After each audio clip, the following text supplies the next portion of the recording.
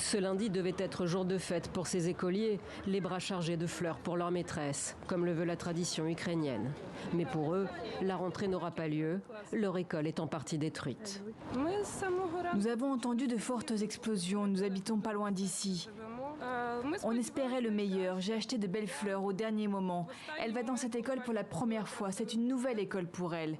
Et donc nous sommes venus en espérant une belle journée du savoir. Et nous avons vu ça.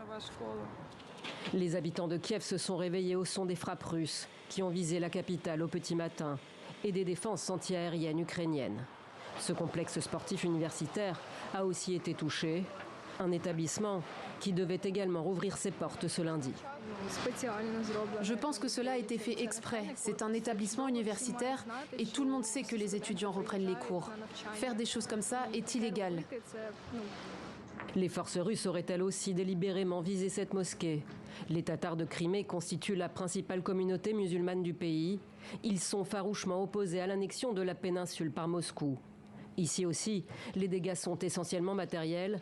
Selon les autorités, 3 personnes ont été blessées à Kiev. Au cours de la nuit, la Russie a tiré 35 missiles, dont des missiles balistiques et 23 drones sur l'Ukraine, affirme le président Zelensky. L'armée de l'air en aurait abattu 22.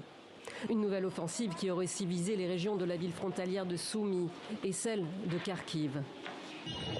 Côté russe, une femme a été blessée dans une attaque aérienne ukrainienne contre Belgorod, selon son gouverneur. La ville est située à 150 km au sud de Koursk, dont la région est aussi dans le viseur des forces de Kiev depuis le début du mois d'août. Une opération vouée à l'échec selon Vladimir Poutine, en visite pour la rentrée scolaire dans une école à des milliers de kilomètres du front.